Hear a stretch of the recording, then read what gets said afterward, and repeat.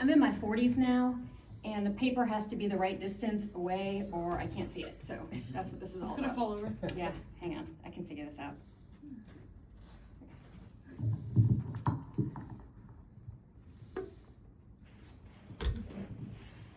A few years ago, I switched from being a hospital nurse to working in a primary care clinic. And I like the clinic life, you know, the hours are better and the parking's better, and there's less involvement with other people's body fluids. Not none, you understand, but it's just the difference between like someone trying to hand you a specimen cup that you don't want to hold without your gloves on versus like, oh my God, the rectal tube is leaking and there's a river of poo on the floor. If you don't know what a rectal tube is, I do not recommend that you Google it. But the thing about working in a clinic is it seems to combine all the frustration of working in healthcare with all the annoyances of working in an office. You know, like you're on the phone with a spouse and you're talking about a hospice referral and it's a really tough conversation, but you can't hear it because the person next to you is having their daily snack of celery sticks, pistachios, and small Metal Gears. And once you get done with that call, you've got 6 voicemails from the same person. That happens in every office. But at the clinic, it's probably about someone's Viagra. I wish I had known before I went to primary care how much time I would spend talking to people about Viagra. And my health system limits the prescription. So you can only get 18 pills for 90 days. And listen, I'm telling you, if your anniversary or whatever is toward the end of that 3 months, you better set you aside a couple pills at the beginning, because if you run out early, I cannot get you anymore. It does not matter how much you overshare. Then you have to go to a meeting, and everyone's been to a meeting where someone can't seem to just come out and say what they're trying to say. They have to go all the way around it. But at the clinic, it's like, listen, you have a whole story about a time you made a catheter out of a bendy straw and a sandwich bag. I think you can tell Dr. Patel that you don't agree with her suggestion. I will say the water cooler talk hits a little different at the clinic. You know, I have this coworker that was a paramedic in rural Arkansas, and his stories are like, I was in a double wide doing CPR on a waterbed, and I was going up and down with the patient. I don't think I achieved effective depth of compressions on that time. So it's funny, but also I think he needs to be screened for PTSD.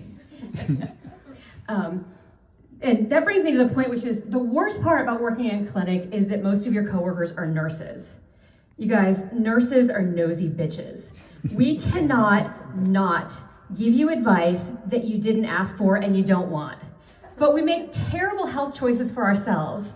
So it's like, yes, Margaret, I am opening another Mountain Dew. If you were looking for your beeswax, it's not over here. Isn't it time for your cigarette break anyway? So after you finish the meeting and you get the refill for the Viagra and you argue with your coworker about your caffeine intake, then you've got to fax the hospice referral. Because what I forgot to say is working at a clinic is kind of like working in an office in the 1990s.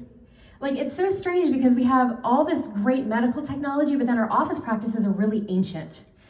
So, for example, the EKG machine. This isn't even really new technology, but I can capture an image of the electrical activity of your heart. I can send it instantaneously to your electronic health record, and then a cardiologist in another city can read it. But the way I do that is I connect you to the machine with these big, long wires. Now, I can go to the Walgreens down the street and I can buy a set of Bluetooth headphones for $19.99. So how come my fancy EKG machine has all these long wires to trip up Grandpa? One place that healthcare is getting big in technology is AI. And you know, I think it's awesome that there's OR robots that can perform automatic brain surgery. But here's what I really think AI needs to do for healthcare. I need AI to answer the phone. I need it to answer the phone and listen for a little bit and determine if there's a legitimate problem I can help the person solve, or if they're just calling to complain. Because if it's a legitimate problem, I'm happy to order the x-ray, get you an appointment, ask for a Viagra refill. But if the person just wants to yell at someone, you know, the AI can take its nice Scarlett Johansson voice and it can go, uh-huh, mm-hmm, oh wow, that sounds really frustrating, mm-hmm, AI can do that indefinitely. You know who can't do that indefinitely? Me. I can't be a punching bag for 20 more years.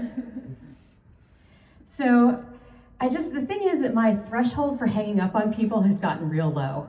Like, if you have a legitimate issue that I can help you with, I'm happy to help you. But if you're just calling to yell at me about something the pharmacy did that they've already rectified for you, I'm just gonna go ahead and end that phone call so you can get back to starting fights with strangers online and yelling at a cashier because they won't take your coupon. And I feel pretty good about that because right now my employer needs me a whole lot more than I need them. And actually what my employer really needs from me is for me to stick around. So you remember when Walmart couldn't hire enough people, so they installed all those self-service checkouts?